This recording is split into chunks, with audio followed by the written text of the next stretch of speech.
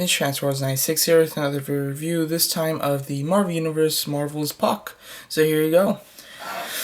So here's the box, of course, standard Marvel Universe box. You've got a nice picture of Puck on the top left-hand corner.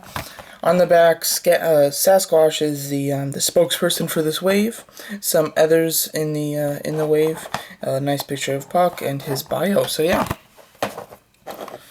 So here's a figure. Of course, he's considerably small, and I'll talk about whether or not I think that he is still a good value even for his size, or whether it's just one that you should skip. But as far as accessory goes, he comes with this bird. I'm not quite sure really anything much about Puck, except that he was like in the circus, I think. I don't know his whole deal. He is definitely from X-Men though. But here's the bird. Looks great. I really do love the colors. The white with the blue highlights. Nice face, and it is just on a clip that can clip onto his wrist. Unfortunately, the clip is very noticeable, but I can't come up with a better solution unless they had like a peg and you could peg it onto his like gauntlets or something. That would be a little better, but not too bad. The bird is just a straight-up repaint from Falcon's bird, as you can see. It's the same exact thing, but Falcon's bird is red, while Puck it's blue. So yeah. So as far as the actual figure goes, here he is, and I was really confused, or I really did not know if I was gonna like this figure. Seeing it in person, it was very small. I had seen it that it was very small, and I saw a review on it, and the person still recommended it even though it was pretty small. They said it was a good figure, so I really did not know if I was gonna like this figure or not. And overall, it's good. It's got a few good things going for it. It's pretty decent. As you can see, the face is nice. He's got his mustache and everything. Looks cool. I love the copper P. That's very shiny, like a metallic copper color, which is just great. Looks awesome. And then his legs and everything, pretty cool. They painted the hair or sculpted the hair pretty nicely on his arms and legs, and then his boots and everything.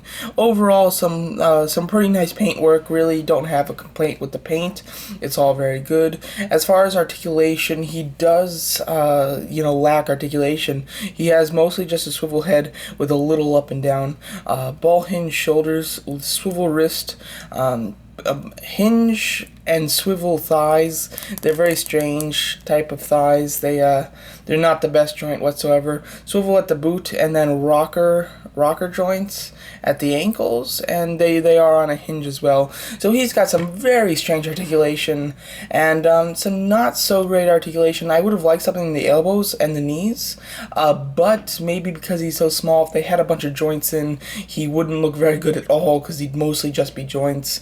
At least a swivel in the waist would have been better, or a ball joint upper torso, because that's typically what Marvel Universe does. So overall, articulation is hindered, and I would have liked to see some more, especially since we certainly didn't get much plastic in this figure. There is a way that you can actually have him like this and have him actually stable. I tried for a little while when I first got the figure, and I just could not do it, but I've seen it done, and you can definitely do it if you so wish to. Just give it a shot right now while I'm here. Let's just see. The thigh joints are kind of hard to move. Oh, look at that!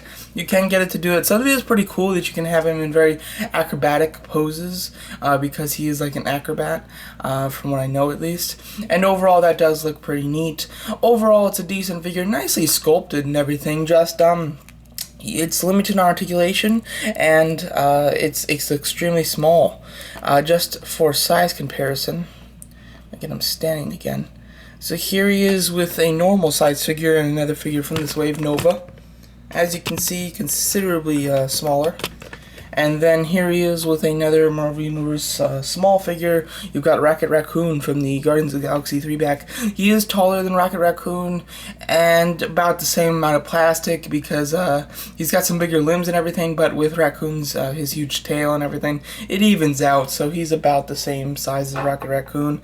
Overall, I would not recommend this just because of his size, and there's nothing too incredibly special. If he was just like amazingly sculpted, amazingly articulated and he came with something else or something, then it would be cool. I'd be good with it. But considering that he doesn't, it's just not one that I could recommend at full retail.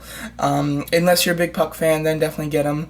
The only thing I will say is that in the last wave, the 3 figures that were in that wave all had a considerably large amount of plastic. None of them was the normal amount of plastic. They all had extra stuff. Jubilee had the big coat. Blastar was one of the huge, big bulky figures. And Professor X came with a full wheelchair and everything. So we got so much extra stuff in that last wave. Maybe they just had to bring down this wave a little bit, so they gave us one small figure. So I don't mind it for that. But I would not recommend this figure too much for any people that aren't particularly fans of Puck or X-Men or something like that. If you are, then go ahead, or if you just really like Marvel Universe, then go ahead, because he is pretty nice on your shelf, and he does offer a different type of figure than what we're usually used to getting. So overall, a decent figure. I just wouldn't recommend it for the price. And so there you go. Thanks for watching.